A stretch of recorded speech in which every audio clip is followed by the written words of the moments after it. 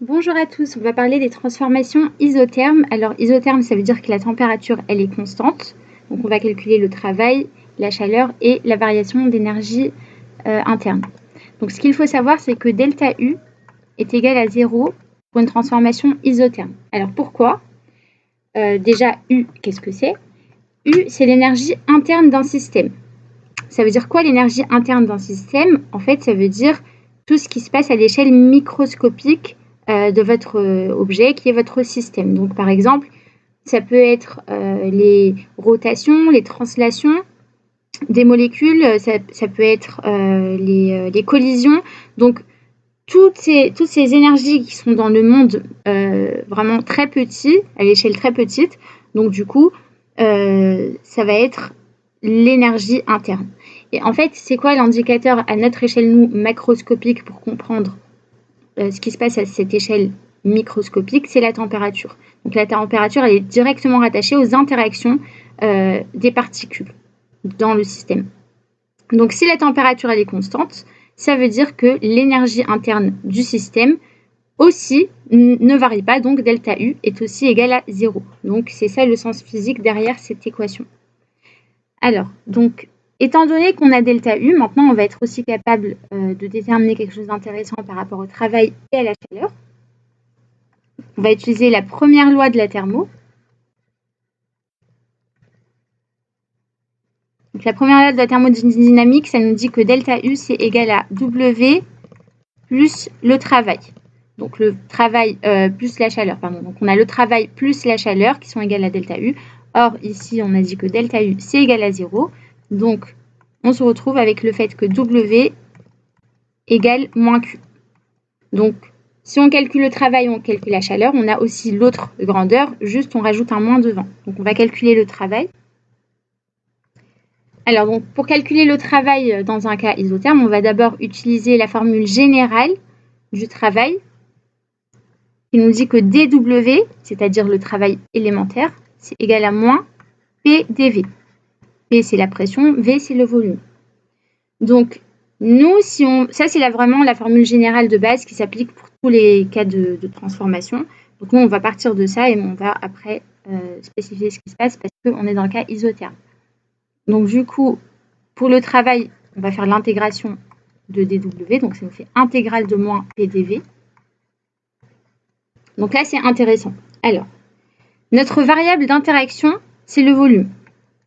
Mais, ce qui est à l'intérieur de l'intégrale, c'est P. P, c'est quoi? C'est la pression. La pression n'est pas constante. Ici, on n'est pas dans un cas isobar. Attention, c'est isotherme, donc la pression n'est pas forcément constante. Donc, ça veut dire que la pression, c'est une fonction.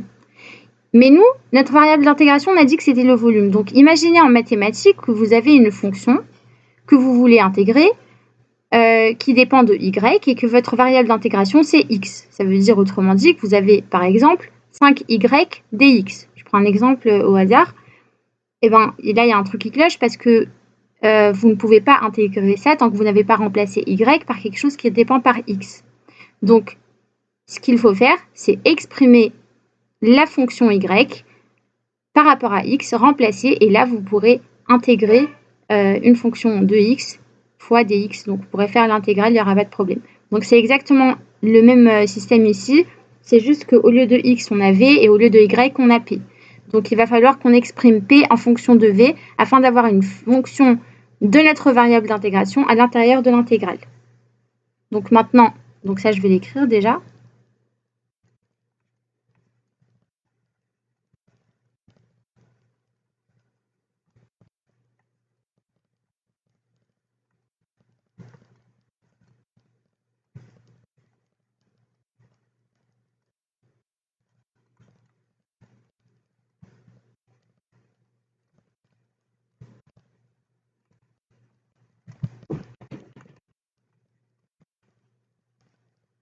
Voilà, donc V est la variable d'intégration. Maintenant, la question, c'est comment exprimer P en fonction de V. Afin d'exprimer P en fonction de V, on va utiliser la première loi, pardon, pas la première loi, on va utiliser la loi des gaz parfaits. La loi des gaz parfaits, ça nous dit que PV égale à nRT. Donc, une fois qu'on a cette loi, c'est simple, on peut dire tout simplement que P est égal à nRT sur V.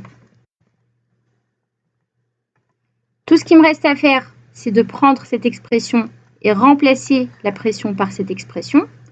Donc, j'ai le droit de le faire parce que N, c'est une constante, R, c'est une constante, et T, la température, est aussi une constante. On se retrouve ici dans un cas isotherme, je le rappelle, donc du coup, on est autorisé à prendre juste ça comme ça et faire notre intégrale. Parce que si T, c'était une fonction, il aurait aussi fallu exprimer T en fonction de V. Mais maintenant, c'est bon, on peut le faire sans faire d'étapes supplémentaires. Donc, on va juste remplacer. On effectue le remplacement. Ça va nous faire que le travail est égal à intégrale de moins nRT sur V dV. Ce que je vais faire, c'est prendre toutes les constantes, les sortir de l'intégrale, ce que j'ai le droit de faire, parce que ce sont des constantes. Je vais les mettre devant l'intégrale. Donc, ça va me faire égal n moins nRT intégrale de 1 sur V dV. Et ça, je sais le faire. Donc là, j'ai pas de problème. Je sais faire la primitive de 1 sur x en mathématiques. Donc c'est pareil, sauf que là, j'ai V à la place de x, encore une fois. Donc du coup, là, je vais juste utiliser le fait que la primitive de 1 sur V, c'est ln de V. Ça, c'est égal à moins nRT ln de V en primitive. Donc là, il va être nécessaire d'indiquer les bornes d'intégration. C'est d'ailleurs quelque chose qu'il faut faire dès le début, d'indiquer les bornes d'intégration. C'est quoi les bornes d'intégration ici? Ça va être V1 et V2 parce que je vais de l'état 1 à l'état 2 et que ma variable, c'est le volume. Je rajoute aussi les bornes pour les intégrales. Hein. Il vaut mieux les mettre dès le début. Voilà. Donc maintenant, il ne me reste plus qu'à faire la différence.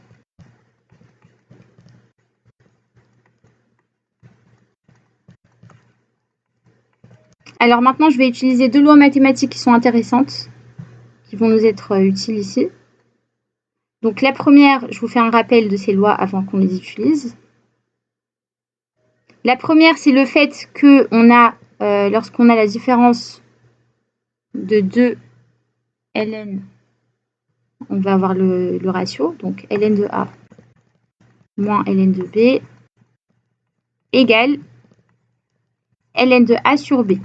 La deuxième loi que je vais utiliser, c'est lorsque j'ai ln de A, moins ln de A sur B, eh bien c'est égal à ln de B sur A. J'inverse le ratio. Donc maintenant, je vais utiliser ces deux lois. Donc, ça va me faire que mon travail, donc entre 1 et 2, hein, d'accord, donc on précise toujours, donc que mon travail est égal à moins nRT ln de V2 sur V1. Maintenant, je vais utiliser la seconde loi mathématique que j'ai rappelée et ça va me faire, j'enlève le moins, donc ça va me faire nRT ln de V2, de V1 sur V2. Voilà, donc j'ai inversé le ratio. Donc maintenant, j'ai calculé le travail pour une transformation isotherme. Autre chose intéressante à retenir, c'est le fait que lorsqu'on est dans une situation isotherme, on a cette égalité qui est vraie. Donc ça, c'est une égalité donc, qui est à savoir qui est déduite de la loi des gaz parfaits. Donc ça, c'est toujours vrai quand on est dans un cas isotherme. Donc ce qu'on peut faire, c'est de remplacer à l'intérieur de notre ratio. Donc, on va obtenir le travail qui est égal aussi donc, à nRT ln de P2 sur P1.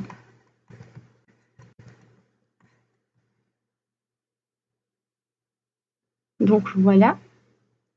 Autre chose que je vais rajouter, c'est que lorsqu'on est dans une transformation isotherme, bon avant ça je vais déjà rappeler ce qu'on avait dit tout à l'heure, on a calculé le travail, donc on a aussi calculé la chaleur, vu que la chaleur, on a dit que c'était moins W. Delta U, on avait dit dès le départ que c'était égal à 0, donc ce que je voulais rajouter, c'est delta H. La variation d'enthalpie pour une transformation isotherme, c'est égal à 0. Donc voilà, ça c'était l'explication pour le calcul de travail de chaleur pour une transformation isotherme.